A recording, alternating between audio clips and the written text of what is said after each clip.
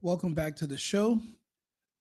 This came across my desk the other day, and I've been watching people like the Tim Pool cast and some of those PBV guys, and I do respect Patrick Bet David, but I've been noticing people who have been mocking Candace Owens for speaking about the fact that her life's being threatened. What I don't appreciate is that these are the same people who have been saying that they've been getting swatted and they have to have increased security because of death threats. But if you're getting death threats and you're not even half as popular or influential as Candace Owens, why would you mock her for receiving the same types of death threats on her life? Why would it all of a sudden be so funny and you wouldn't want to take it seriously? That's my problem. This video scares the hell out of me. Not necessarily because of what they say about what they want to do to Candace, because, well, this is America. A French team of knife specialists won't do anything against gun specialists. We're armed heavily here. She can afford top tier security. And I'm not talking the Charlie Kirk security. I'm talking about real security guards. She could set up a studio inside of a police station or inside of a secure building with a panic room. There is not going to be a way to get to her and cut to steer him. And that's not going to happen. We have guns here. The part about this video that scares me is when he mentions the upcoming war that's supposed to start in about 90 days. And that war is going to take up so much media attention that he said that by that time, Candace would be irrelevant. So as of right now, apparently her relevance could affect the start of that war or its outcome. My thing is this: if somebody wants to assassinate you, why would that change in 90 days? So you're telling me that the reason you want her assassinated today is because she's relevant, but in 90 days, if the war starts because she doesn't do any more videos and she goes away, then it won't start, or it will? Why does Candace's life make any difference when it comes to this war starting? That just tells me one thing. That tells me that the French might be the first to directly attack the Russians in the Ukraine. And that would activate Article 5. I was hoping we would be out of the weeds when it came to this war in the Ukraine thing once Trump became president. And now that Trump has pretty much shut that all down, we're not giving them any more money. The Ukrainians aren't listening. I thought it was going to be over. And I've noticed the media blackout. You don't hear anything about Zelensky anymore, but the war is still going on. We've lost so much equipment. The French have already lost, I don't know how many men, hundreds. It could be over 1,000 soldiers, French mercenaries, French Foreign Legion. They've been sending these men to the Ukraine. So has Sweden, so has the UK, so has all these other NATO countries. They've been sending their soldiers. The Ukrainians ran out of warm bodies to throw on the front under the age of 60 2 years ago. So who's been keeping up the fight? And it's been mercenaries and NATO troops. They just put on Ukrainian uniforms. My fear is that if Article 5 is activated, they could drag us into this war, a war that we have no chance of winning. They're saying that Candace will be irrelevant if she just doesn't say anything for the next 90 days. Candace has been influential when it comes to talking to French citizens, because there have also been French citizens who have been jailed for uncovering the whole Macron's husband was born a man and has only been living as a woman since, I don't know, 30 years. But he was born a man and, was probably fully intact. It seems as if Candace talking about that subject, it's bringing up distrust amongst the French people. I would say it's kind of in half. Half people believe she's a man, half doesn't. But what that means is that the people will not trust their leadership. Think about it. How would you feel here in the United States if tomorrow there was breaking news, and Michelle Obama announced that she was actually born a man. She's transitioned. She's, been living as a woman for so many years, and she wants to be accepted and be open, and she wants to encourage other young kids like Dwayne Wade's son. She wants to encourage them to do the same. So she's coming out. She's becoming. Remember the title of her book? How would you feel about Barack Obama and every decision he ever made as president if you knew that he helped lie to your country for so many years? So if Candace gets any closer and they confirm that Brigitte Macron was actually born a man, could that potentially stop the people from supporting a ground war against the Russian Federation? And in my opinion, I think they could. So let's do a breakdown of this video. But like I said, it's not what people say. It's kind of the little stuff they kind of mumble. He kind of throws the war, this 90 days or wars. He throws that in there casually. And that just tells me that a lot of the stuff that's happening in the world is predictable. But if it's predictable, it's preventable. That means it's controlled. I hate this whole nonsense. I hate feeling like I'm not in control of my life. If somebody can start a war and I get drafted and I have to go fight and die in this war, then I don't feel like I'm in control. I don't like being blindsided. So that's why I take threats like this seriously. The man in this video, he goes into details about things that are pretty much they don't really matter, but you can tell that this is actually a real person. This is a credible threat. I mean, if I'm supposed to believe that Tim Pool's been swatted 15, 20 times and no one's ever died and he didn't swat himself, well, then then we should take this seriously too. So let's take a listen together. Rank Colonel DGSE Action Division. For 21 years, I ran black contracts in Africa, Middle East, and yes, sometimes on your soil. Tonight, I break every oath I ever took. 2 days ago, a priority cable landed on my desk. Opération Poignard. Target Candace Owens. Client, Unit 8200 liaison embedded inside the Elysee. Payment routed through a shell in Cyprus we have used since the Rainbow Warrior days. What he's saying is that they have a contact, a liaison that's already here in the United States. So basically he said there's already a team in the US that are waiting for an opening to assassinate Candace Owens. He's saying they're already here. Big deal. Everyone's already here. We have millions that came across our southern border that were terrorists, ties to terrorists, on terror watch lists. They're here.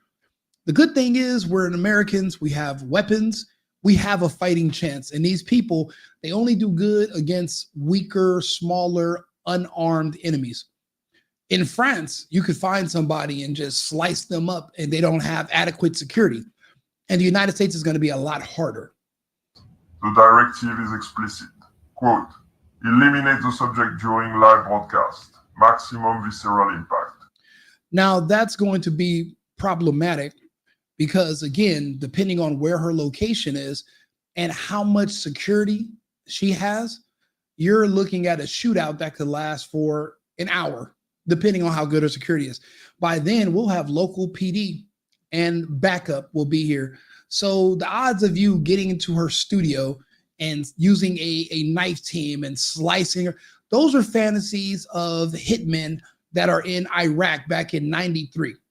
Remember when they were looking for Saddam and they were checking all over the place and they were torturing people to try to find them? Yeah, you could get away with it then. They're heavily unarmed people. They're not trained. We are Americans. It's not as easy to get to us, especially if we have a heads up that you're coming. And we now know that you're coming. You know, you can, with enough money, you can have enough security and you can fortify yourself. And to be honest, you don't have to really go out in public. That's where Charlie Kirk went wrong, but that's where Tucker and Candace are doing, and Tim Pool obviously are doing it right. Tim has a fortress out in the middle of nowhere that everybody complains about having to get to. They don't leave the compound very much. Everything is pretty much in-house. And I mean, they don't have to leave because it's dangerous outside. and you don't know if there's somebody waiting for you. The same kind of threats that Candace are giving, they're giving them to other people in these spaces, and they are taking them seriously. So for them to mock and laugh at Candace, I really am not a big fan of that at all. But what he's talking about is not going to be as simple as just getting a hit team to go take her out. She's not filming from some little apartment and she's just some small unarmed girl. She literally has top tier security now. She has a team, and I'm sure her studio is going to be relocated somewhere that is secure. The blade must be visible. The audience must feel the cut. They want her open from sternum to pelvis while the red light is on. They want the chat scrolling, no, no, no, as her intestines hit the desk. See, again, the reason this bothers me is because verbatim, this is the strategy they use for Charlie. They did this in front of not just thousands of people in the crowd, but millions of people that had to watch it online and at home. And it did have an effect on us, but it's not a deterring effect. It actually inspired more of us to come forward. You're going to have to kill us all. That's the sentiment. That's something that's American, that's in us. You know, when we use phrases like these colors don't run. You're not going to scare us into submission. They tried that. It doesn't work. The British tried it. Everyone's tried it. It's not going to work. But they did make an example out of Charlie, and they want to do the same thing with Candace.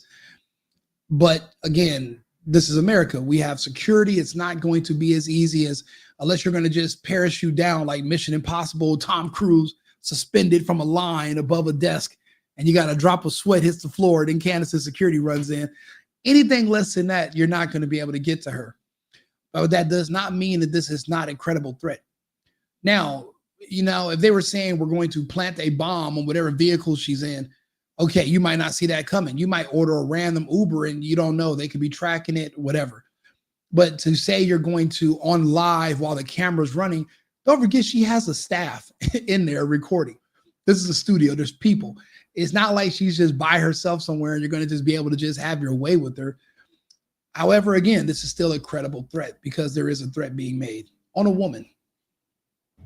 That trauma is the secondary payload. Primary payload is you, the viewers. Break the Americans who still speak against Israel. Make the rest too afraid to open their mouths. And frame it as a jihadi attack to push their geopolitical agenda, their usual modus operandi. Now, the part where this kind of seems a little suspicious is that they specifically say Israel. It is known that the Israelis said that there needs to be another false flag Islamic attack, kind of like 9/11, to keep the focus on them being the enemy. And that way your guards are down when it comes to Israelis. That's a known fact that's been going around. So he is kind of like, in a way, he's mentioning that.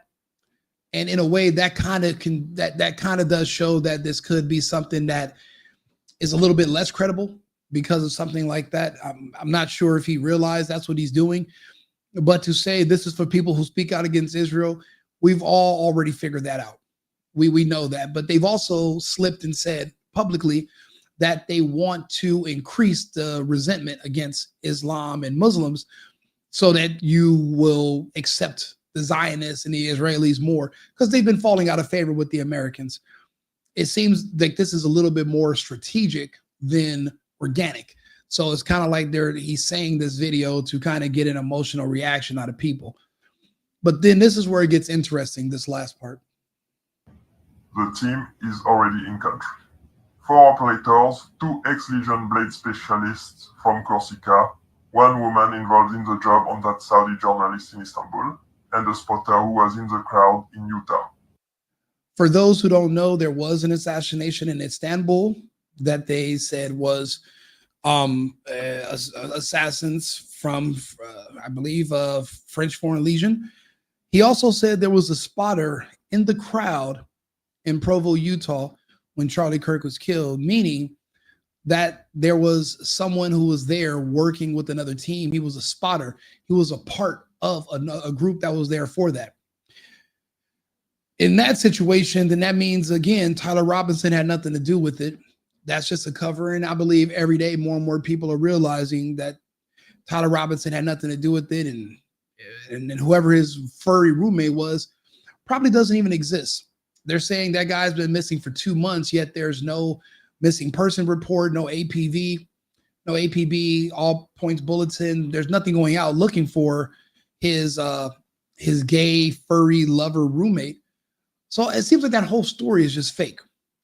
But if there was a spotter in the crowd, then everyone knows a spotter works with an assassin.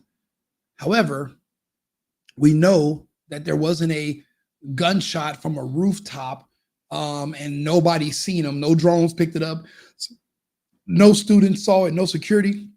Remember in Butler, the guy that was laying on the roof, it was people in the audience that were like pointing to the FBI like, hey, there's a guy on the roof pointing something at the president. So you mean to tell me here in Utah at this school, no one walking around the campus saw somebody getting in position into a perch on a rooftop? It didn't happen. And I'll be honest with you, from all 100%, when we watched that video in slow motion, the shot came up and it clipped him on the side. This wasn't the egg. It's like something shot up and clipped him. Now they said there was a door underneath the stage where they were set up. Like there was somebody who could have been underneath and they would have went down through those tunnels. 2 days later, they paved over the whole area, redesigned it, a crime scene, an active crime scene. But I watched the video in slow mo. You know, for all we know, again, it was that they were miking him up. They told him this was a microphone that goes under your shirt, but really it was an air actuated pellet device. And it was probably supposed to go here, but instead it moved when he was moving around talking, and it still clipped him, and it almost missed him. Because again, I seen when it hit here, then the blood came out. It was terrible, but it wasn't a direct shot from somewhere else or from the back. And that's, we saw his shirt lift up. Somebody shooting from over here isn't going to cause a wind gust from your shirt to go up. That's ridiculous. We all know what we saw that day, period. So we can get past that.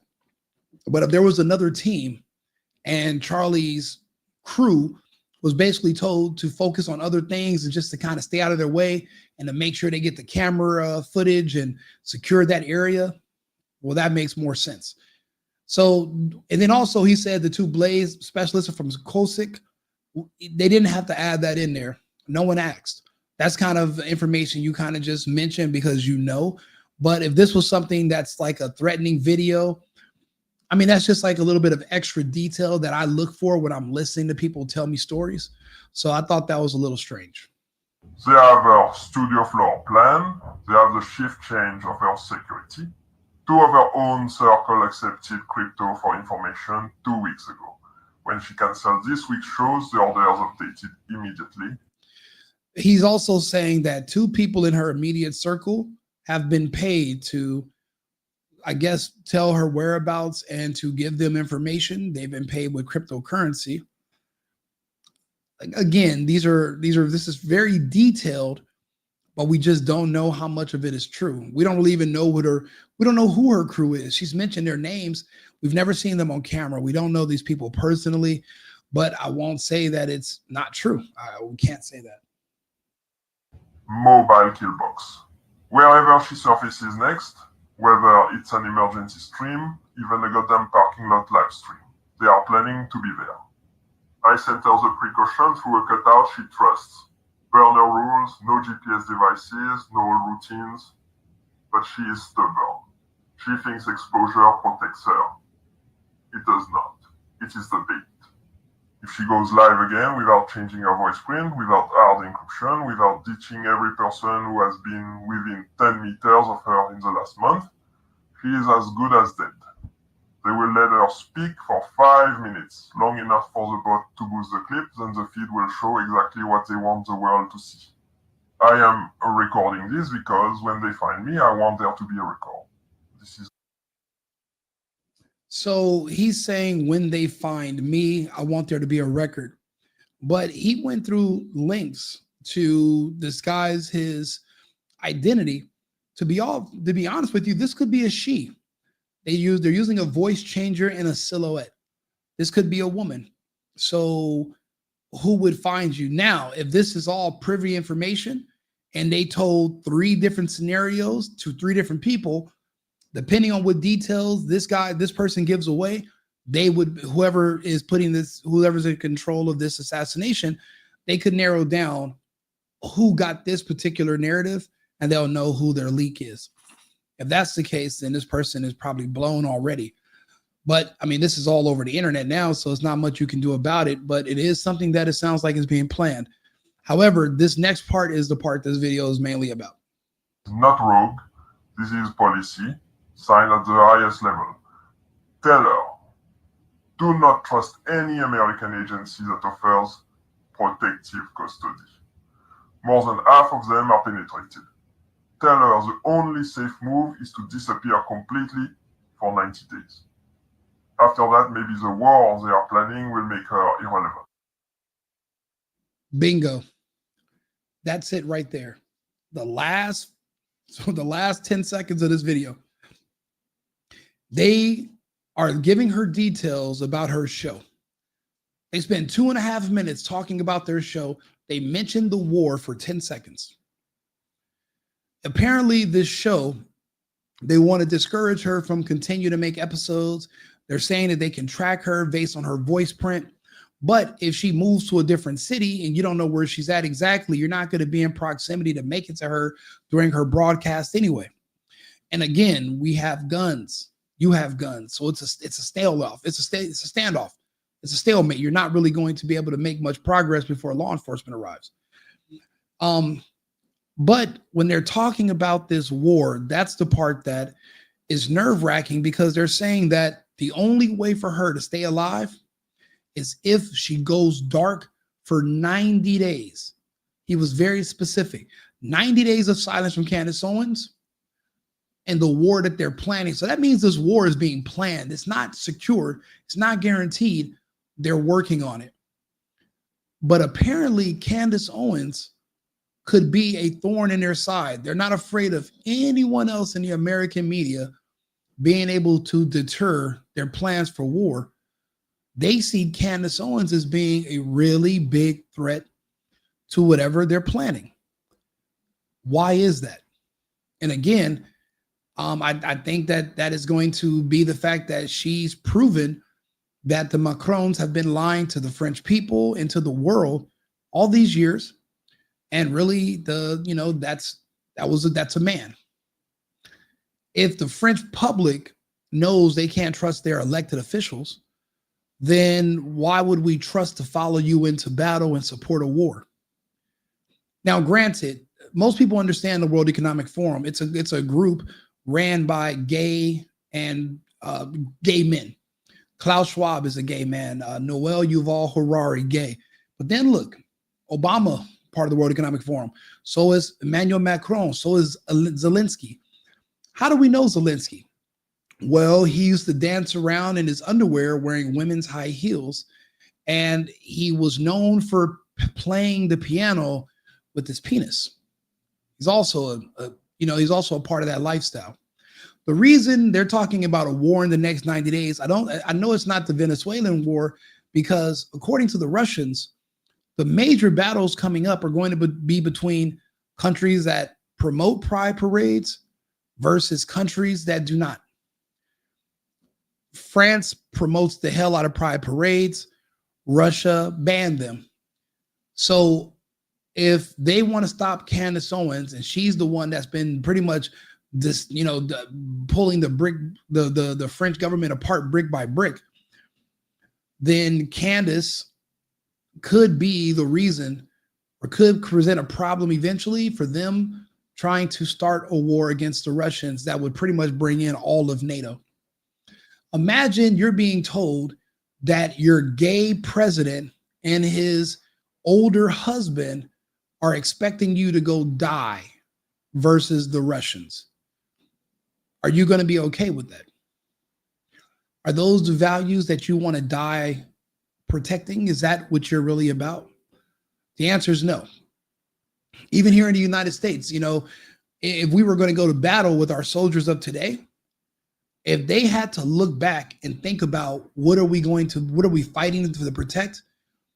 Drag queen story hours, all age drag shows, BLM, DEI. Is that DEI? Is that what you want to?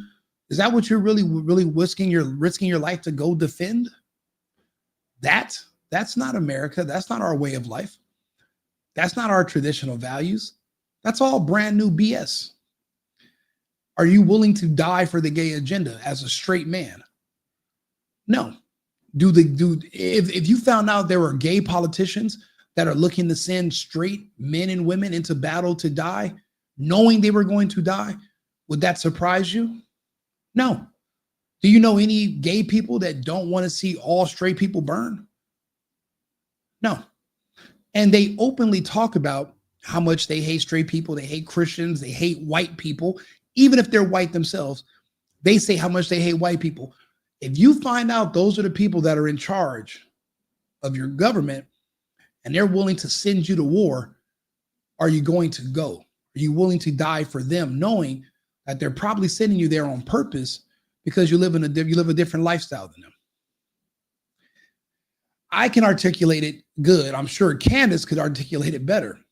Is that why they want to keep her off the air for the next 90 days so they can start their war? And if you think about it, 90 days from today will put us at what anniversary? Well, February is the anniversary of when the Russians first invaded the Ukraine. I believe it was February 22nd. So 3 months from now would be February. And that's when they're talking about, I guess, igniting a war, an official war against NATO. Because again, France has lost so many soldiers, they might as well have already officially declared war against Russia. It's not like the Russians are dumb. They're picking through the rubble. They can read the tattoos on these mercenaries' bodies that are in French. They know where they come from. They're not dumb. They know these are all NATO forces. It's just not official. But eventually you're going to have a hard time explaining to the families of these soldiers that have been dying what happened to their relative. What do you mean they died in the Ukraine? We're not even at war with the Ukraine. What were they doing in the Ukraine? Oh, they were working, off budget for the Ukrainian military directly, so they're mercenaries. How do you explain why all these French soldiers, it could be thousands of them, have already died in the Ukraine? You're going to have to, you might as well just try to make it official and blame it on, well, we all went to war. Because right now it seems like France, the UK, Sweden and Germany have sent soldiers and they've all been liquidated. They got wiped. But it's not like something that's being talked about on the news in these countries. So how do you let the public know that you guys have already been fighting over there and there's already a war going on? Well, the next step will just to be officially declare a war or create a false flag and pretend that that's why we're now in this war. And then you can kind of blur all the bodies with the new death and bring in the old death and kind of remix them. Some of these people might not even know their relatives have died in the Ukraine.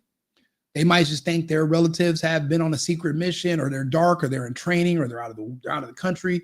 There's no communication. But yeah, they were liquidated by the Russians over a year ago. And it was France that were pushing this. But also one more thing as well, and this is why they hate Tucker. There was somebody else calling for war also in the Ukraine, and it's weird.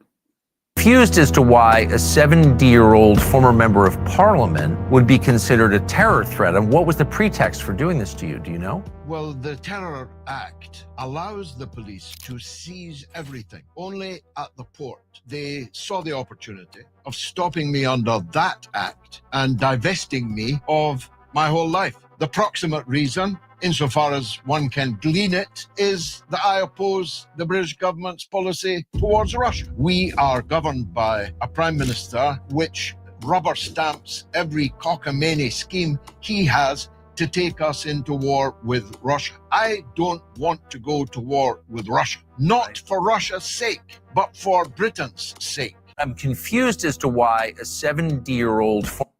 And no one wants to talk about it, so I'm talking about it. The British are already planning on provoking a war with the Russians, but they've already been losing troops. They just want to make it official. They want to send more men and women, and they don't really have an army anyway. They barely have a military anymore.